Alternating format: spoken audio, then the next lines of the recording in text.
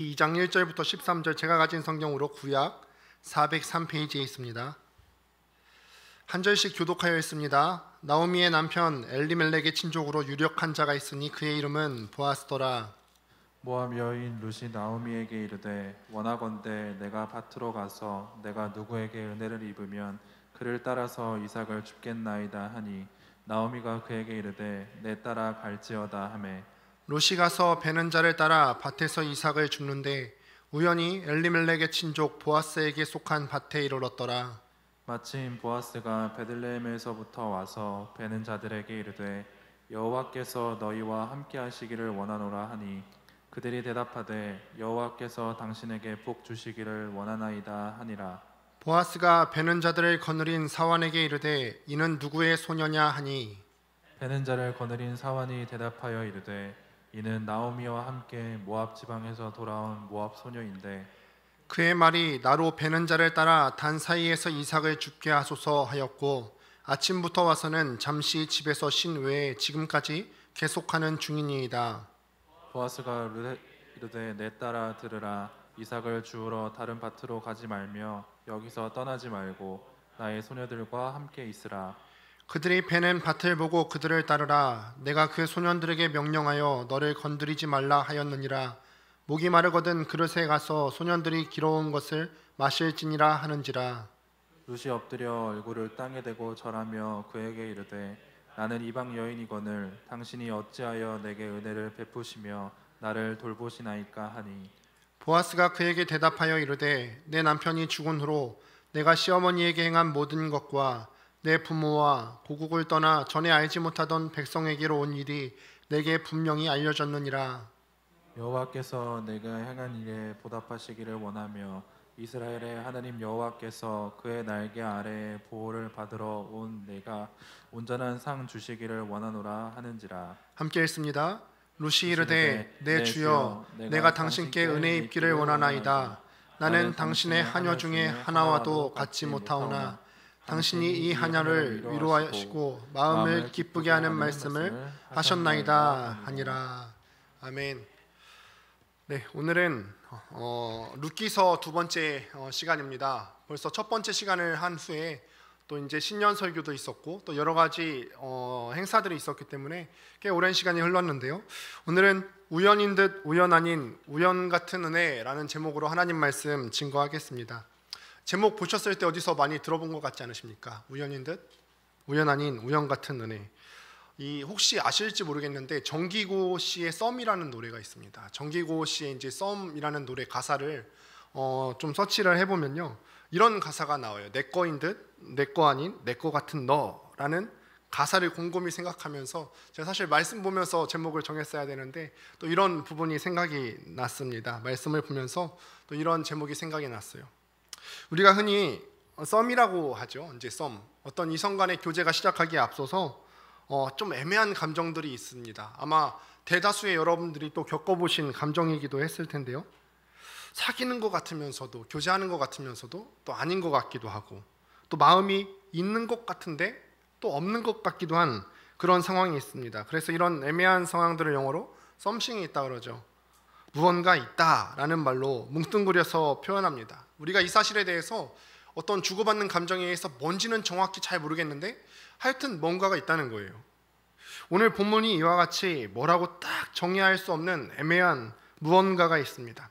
본문의 내용을 보시면요, 여러분들이 방금 내용을 통해서 읽어보았듯이 룻과 보아스가 서로 만나는 장면에 대해서 기록을 하고 있습니다. 근데 이 두 사람이 만나는 장면을 보면요, 이 둘이 굉장히 우연히 아주 우연찮은 기회에 만나는 것 같은데 우연의 뒤에 무언가 이 둘의 만남을 이루어 가시고 주선해 가시는 어떤 무엇인가가 있다는 것을 우리가 느낄 수가 있어요. 우리가 지난 시간의 내용을 기억을 하십니까? 룻기 첫 번째 시간에 혹시 기억나십니까?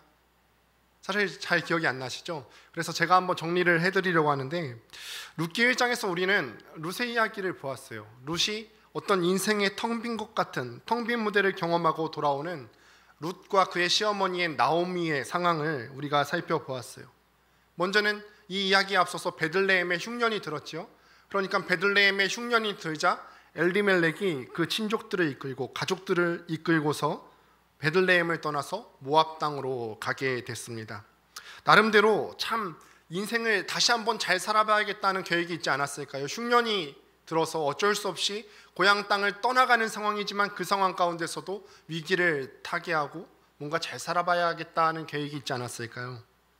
그런데 그 계획들이 다 물거품이 되고 말았어요. 갔더니요, 엘리멜렉과 두 아들, 집안의 남자들이 전부 다 죽고요, 나오미와 두 며느리만 남게 된 상황입니다. 나오미는요, 이 모압 사람들인 두 며느리에게 각자 자기의 친정으로 돌아갈 것을 먼저 이야기합니다. 그러나 그 중에서 둘째 며느리인 롯은 끝까지 남아서 이스라엘 땅 베들레헴으로 오게 됩니다. 이것이 우리가 저번에 살펴본 룻기 1장의 내용입니다. 나오미와 룻이요, 고향 땅으로 돌아왔더니, 고향 땅인 베들레헴 떡의 집으로 돌아왔더니 베들레헴이 어떤 상황이었습니까? 풍년이 들었죠. 축제의 분위기입니다. 하나님께서요, 흉년이 들었던 그 땅에 다시 한번 양식을 주시고 또 풍년을 주시니까 빵이 넉넉해지게 되었고 또 보리 추수가 시작될 때였습니다. 이에 베들레헴 사람들 모두가 이제 한껏 희망에 부풀어서 꿈을 꾸고 있었겠죠. 풍성한 수확을 드디어 거둘 수 있겠구나. 그런데 우리의 주인공인 룻과 나오미는 그렇지 않았어요. 이들은 풍요로운 수확과는 관련이 없는 가난한 과부요, 이제 막 모압 땅에서 돌아왔기 때문에 농사를 지을 것이 없었지요. 더욱이 남편도 없고 자식도 없는 그런 과부의 신세입니다. 그렇다면요, 이 나오미와 룻이 고향 땅으로 돌아왔지만 이 가운데 아무것도 없는 가운데 할 수 있는 것이 무엇이었을까요? 겨우 추수하는 남의 밭에 들어가서 이삭을 주어서 연명하는 일만 남았습니다. 한번 여러분들이 이때의 주인공들의 감정을 생각하면서 읽어봤으면 좋겠어요. 다른 사람들은요, 다 즐거워요. 흉년이 들었다가 오랜만에 풍년이 들어서 풍성한 소출을 거둘 것을 생각하니까 이 사람들이 얼마나 기뻤겠습니까? 그런데 이와 비교해서 가뜩이나 없는 것도 힘들고 어려운데 다른 사람들이 다 풍성한 가운데 이와 비교해 자신들의 비참한 상황을 바라볼 때 더욱더 인생의 공허함을 느끼지 않았을까요?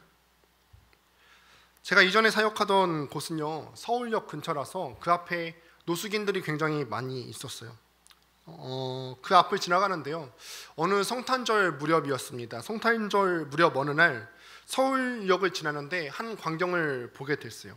거리는요, 지금 뭐 바로 작년 같은 경우는 코로나 때문에 그렇지 않았지만 보통 때 크리스마스 분위기는 여러분들이 다 아시지 않습니까? 휘황찬란하죠. 네온 사인들이 불빛을 밝히고 거리는 참 화려합니다.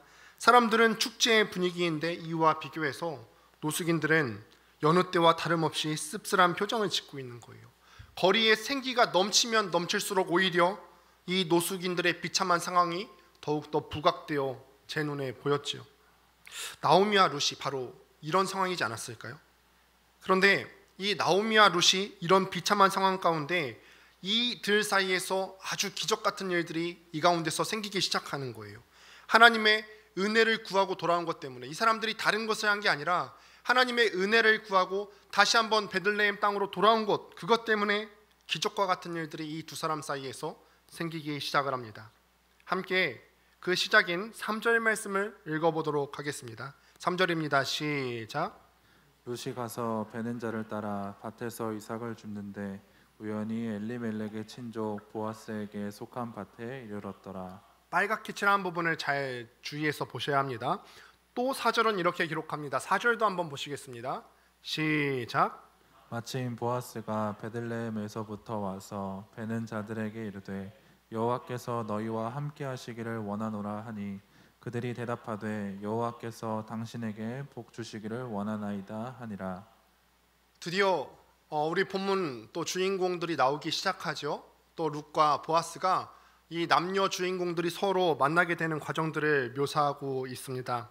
룻은요, 이 시어머니인 나오미를 봉양하기 위해서 밭에서 이삭을 줍기로 결단합니다. 이 당시 이스라엘에서는요, 추수할 때 특별히 과부와 고아들, 그러니까 사회적인 약자들을 위해서 추수할 때 일부러 곡식들을 떨어뜨리게 하였습니다. 레위기 19장과 신명기 24장을 보면요, 이런 과부와 고아들을 위해서 어떤 할 행동들에 대해서 나와 있는 모습을 볼 수가 있습니다. 이거를요 우리가 그냥 텍스트로 볼 때 굉장히 딱딱한데 머릿속에 드라마로 상상하시고 한번 보시는 거예요. 카메라 두 대가 있는데 한 대가 룻을 향하여 비춰주고 있습니다. 룻이 밭에서 이삭을 막 주워가기 시작하지요. 그러다가 보아스의 밭에 이르러서 카메라가 멈춰 섭니다.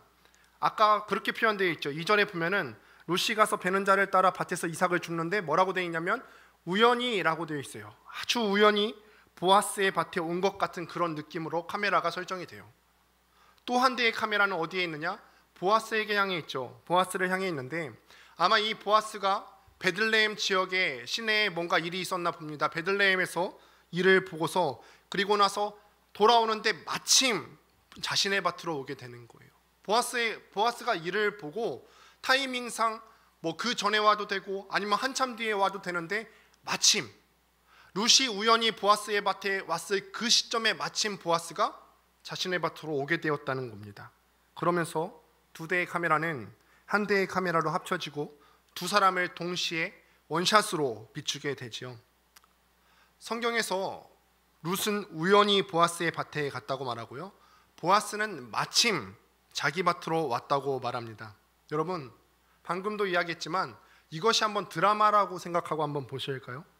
드라마 속의 주인공들은 이 가상인물들은 이 만남을 뭐라고 하냐면 우연이라고 생각해요. 우연이다. 내가 우연히 만났다.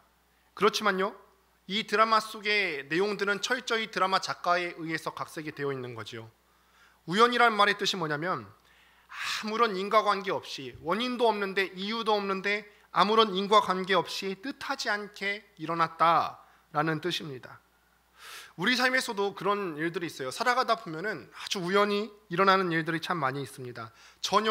이 일이 전혀 내 삶 가운데 일어날 만한 그런 상황이 아닌데 일어나서 이 사건 때문에 우리가 기쁘기도 하고 때로는 슬프기도 한 그런 경험들을 해본 적이 있으실 거예요. 그런데요 여러분, 이렇게 내 삶 가운데 순간순간 일어나는 우연조차도 하나님께서 계획하신 것이라는 사실을 믿으십니까? 드라마 속에서 일어나는 일들이 드라마 속의 가상인물들 캐릭터의 입장에서 보면요 우연이지만 다 드라마 작가가 계획하듯이 우리 인생에서 일어나는 이해되지 않는 상황들, 이 우연들 뒤에는요 우리의 삶을 한 명 한 명 다 이끌어 가시는 하나님의 뜻이 분명히 존재하고 있다는 거예요. 우리는요 이것을 섭리라고 부릅니다. 섭리. 우리의 입장에서 보면은 이것이 우연이지만 하나님의 입장에서 보면은 이것은 섭리라는 뜻이에요. 섭리라는 말의 뜻이 무엇이냐면 세상과 또 우주 만물을 다스리시는 하나님의 뜻이라는 의미를 갖고 있죠. 개울가를 봤을 때 돌이 하나가 놓여 있으면 아무 의미가 없지만 아무 의미를 발견할 수 없지만 계속해서 놓아지게 되면은 그 돌들이 징검다리가 되듯이 우리 삶에 주어진 그 하나하나의 우연적인 사건들을 통해서 하나님의 섭리를 전체적인 큰 그림을 우리가 발견할 수가 있게 된다는 거예요. 이렇게 해서 룻은 우연히 보아스를 만나게 됩니다. 그럼요, 이 보아스는 어떤 사람인가 한번 성경이 묘사하는 보아스를 한번 살펴보도록 하겠습니다. 함께 본문 1절 말씀을 읽어보도록 합니다. 1절입니다. 시작. 나오미의 남편 엘리멜렉의 친족으로 유력한 자가 있으니 그의 이름은 보아스더라. 우리가 이 한 구절에서 룻이 만난 보아스에 대해서 설명하는 세 가지의 모습을 우리가 볼 수가 있습니다. 세 가지인데요. 먼저 보아스는요 엘리멜렉의 친족이다라고 묘사를 합니다. 엘리멜렉의 친족.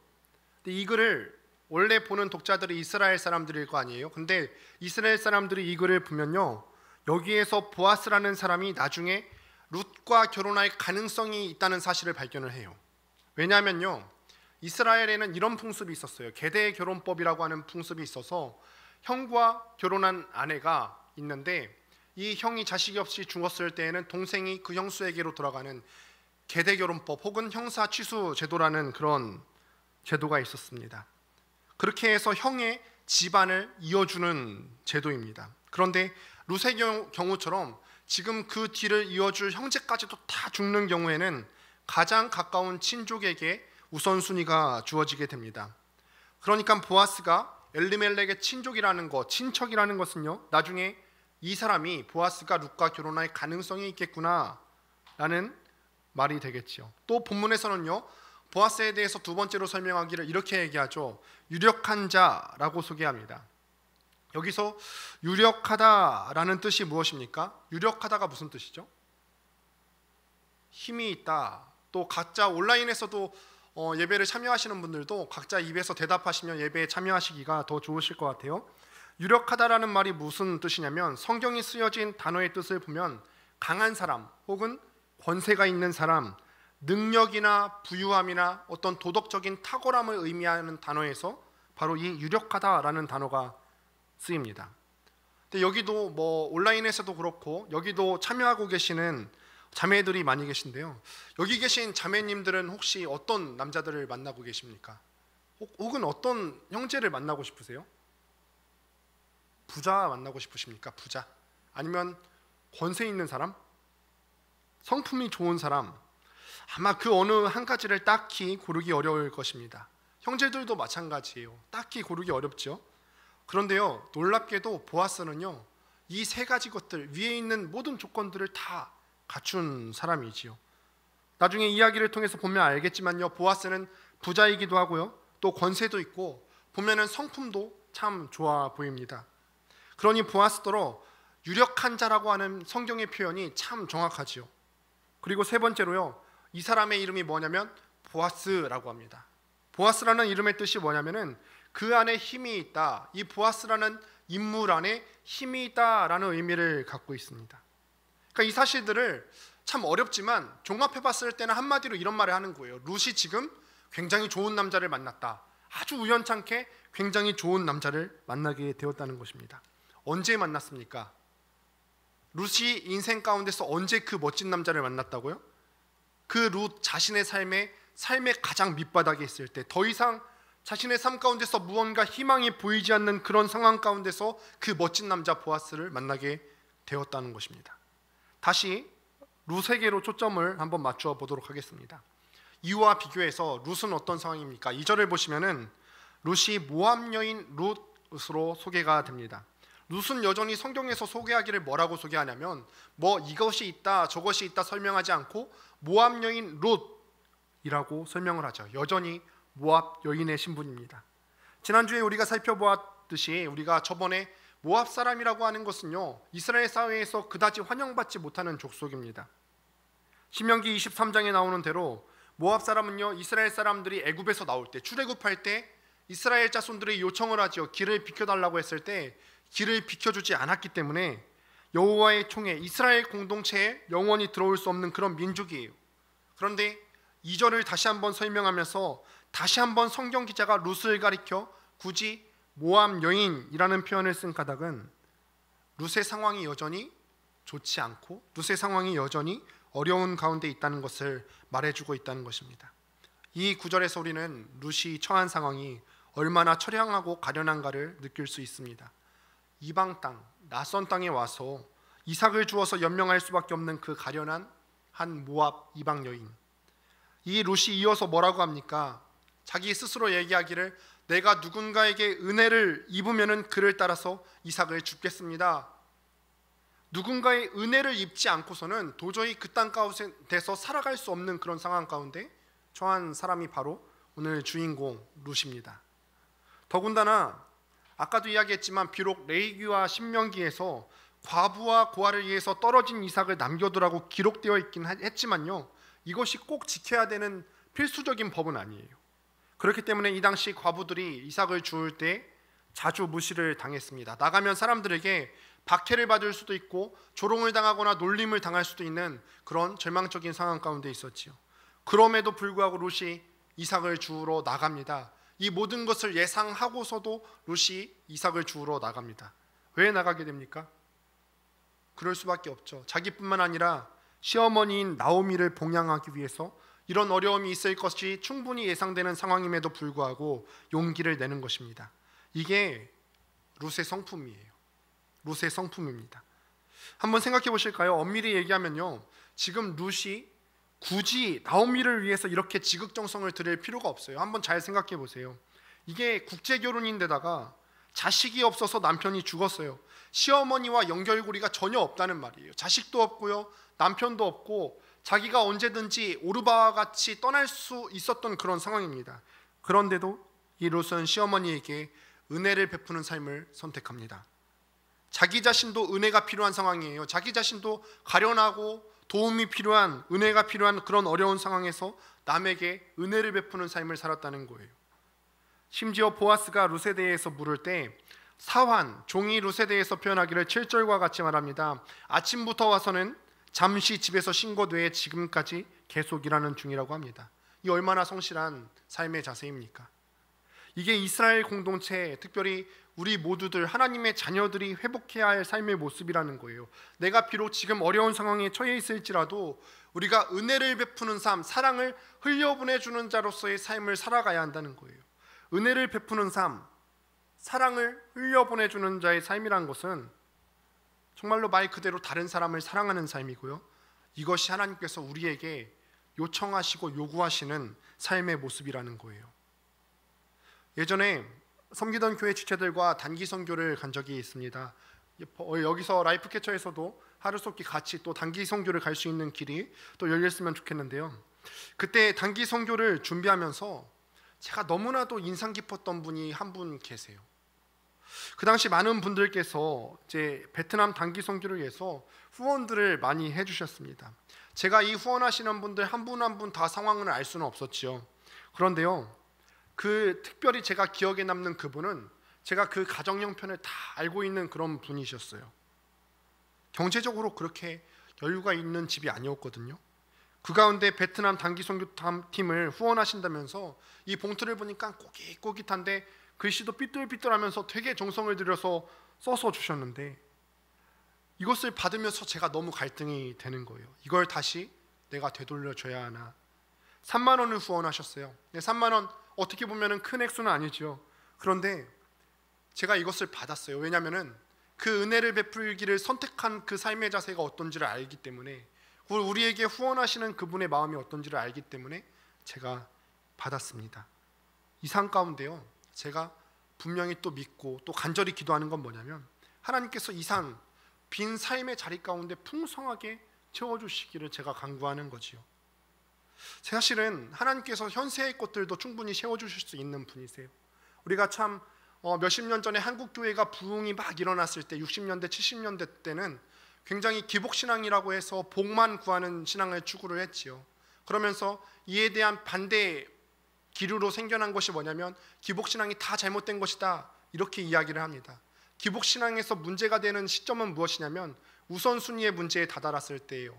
우리가 복을 구하는 것, 현세에서 우리가 쓸만한 것들을 하나님께 요구하는 것은 잘못이 아니지요. 주기도문에서도 오늘날 우리에게 일용할 양식을 주시옵고 말씀하시잖아요.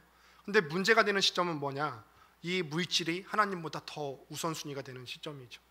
그러니 우리가 이렇게 은혜를 베푸는 삶을 살았을 때는요, 하나님께서 또한 우리에게 풍성한 것으로 채워주신다는 믿음을 또 가지기도 하셔야 한다는 거예요. 성경을 통해서 볼 때 하나님께서는요, 당신의 은혜를 실천하는 자에게 관여하십니다. 그리고 사람이 자신이 베푼 것 이상으로 하나님께서 그 삶에 물건이든 아니면 우리에게 영적인 것이든 더욱더 풍성한 것으로 채워주십니다. 한번 보시겠습니까? 8절 말씀을 함께 읽어보도록 하겠습니다. 8절입니다. 시작. 보아스가 룻에게 이르되 내 딸아 들으라. 이삭을 주우러 다른 밭으로 가지 말며 여기서 떠나지 말고 나의 손들과 함께 있으라. 보아스가 룻에게 지금 엄청난 호의를 베풀어 줍니다. 보아스가 룻에게 혹심이 있어서 이렇게 호의를 베풀어 주는 것이 아니지요. 여기서 보면은 보아스가 룻을 부를 때 내 딸아라고 부르지요. 내 딸아. 이 표현은요, 보아스가 룻보다 나이가 상당히 많은 인물이기 때문에 썼을 수도 있지만 동시에 보아스가 정말로 딸을 대하는 마음으로, 이 룻을 봤을 때 딸을 대하는 마음으로 사랑을 주었다는 거예요. 얼마나 따스한 눈길로 또 룻을 바라보았겠습니까? 어쩌면은요, 이방인인 룻이 눈치를 봐가면서 이삭을 줍는 가운데 가장 필요로 했던 거 아니었을까요? 이삭도 필요했겠지만 자기가 환영받지 못하는 그 이스라엘 사회 가운데서 따뜻한 그 눈길 한번, 나를 내 딸아라고 불러주는 그 목소리 한 번이 듣고 싶지 않았을까요? 내가 이방인으로 모압 사람으로 이스라엘 땅에 왔어요. 가난한 데다가 과부입니다. 사람들이 드러내놓고 그 앞에서 너는 모압 여인이야 말은 못했을 수 있겠죠. 그러나 그 차가운 시선은 느낄 수가 있지요. 어떻게든 살아야만 하는 이 냉정한 현실 속에서 내 딸아 라고 불러주는 사람이 있다는 것만으로도 우리에게 얼마나 큰 힘이 됩니까?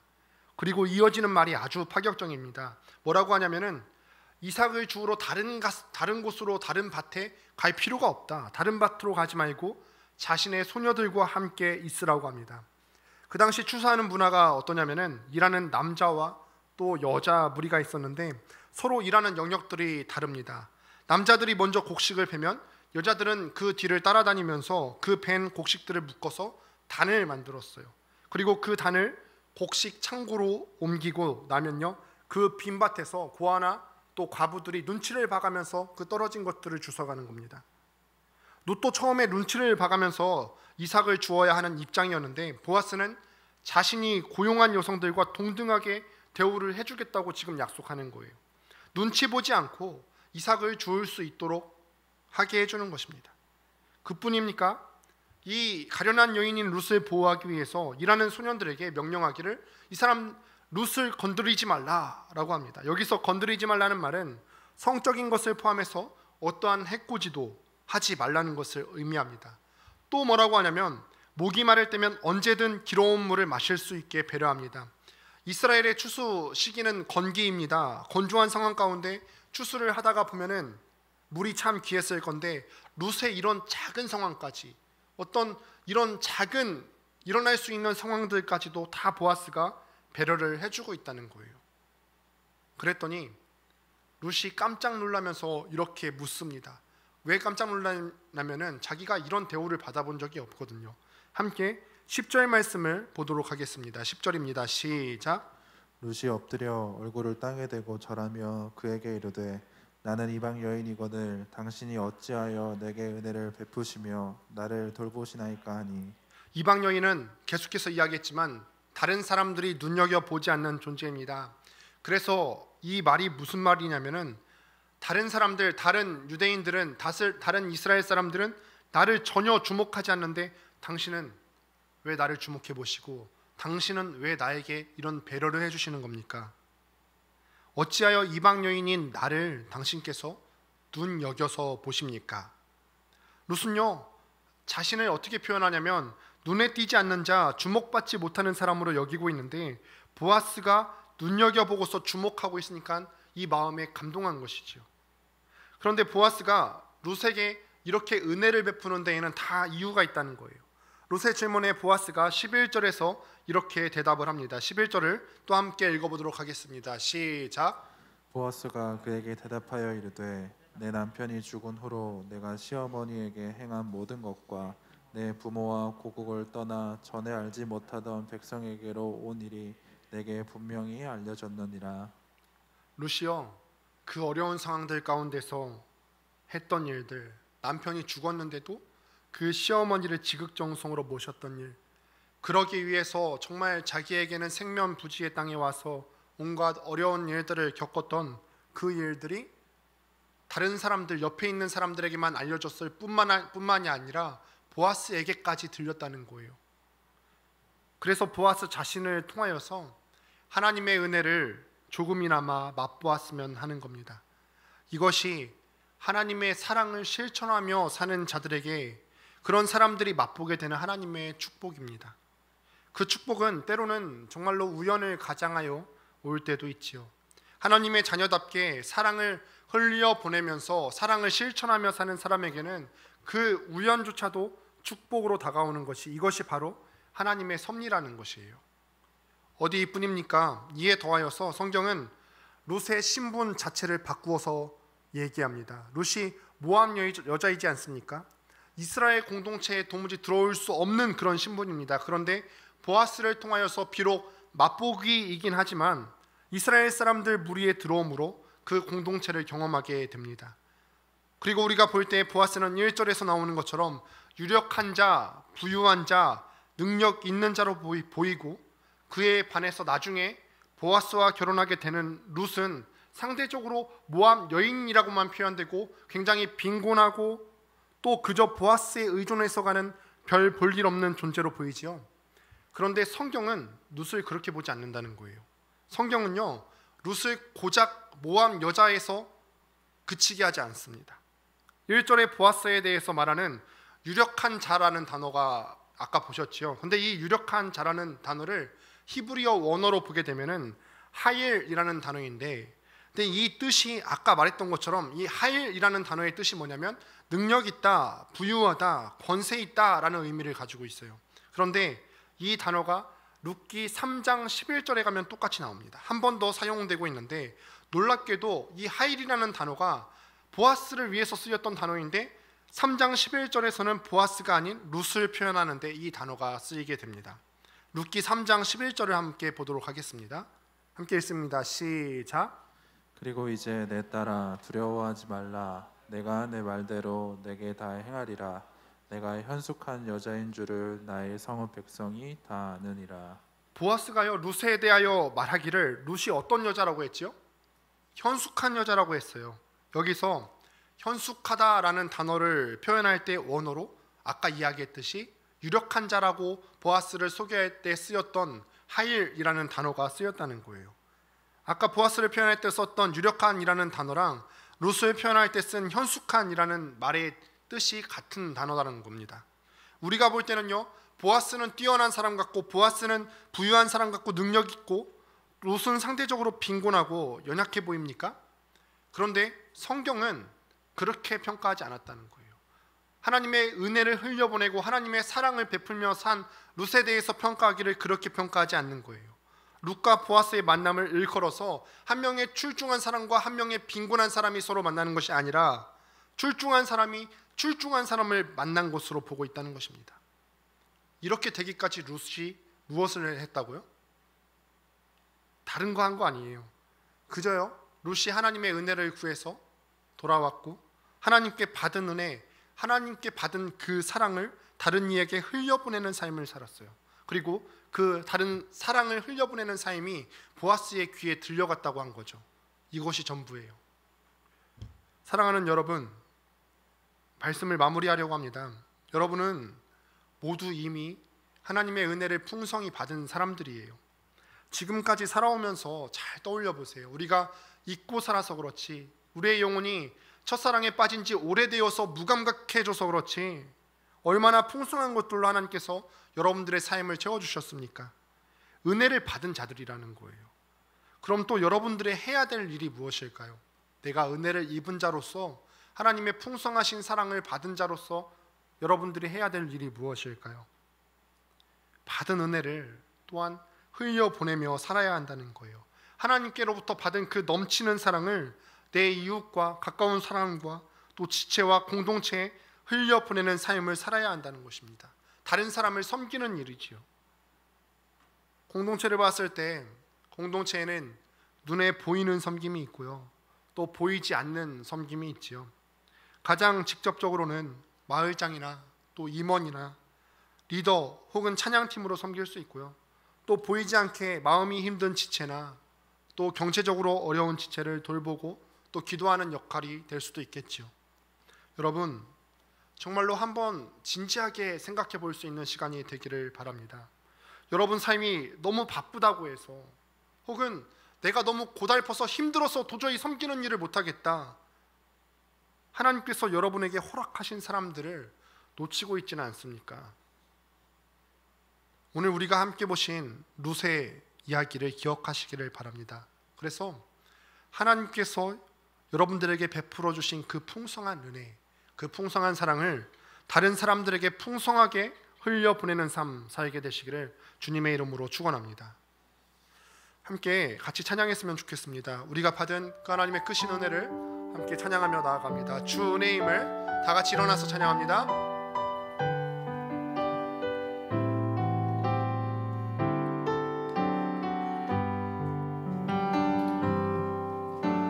주 나의 모습 보네, 상한 나의 맘 보시네.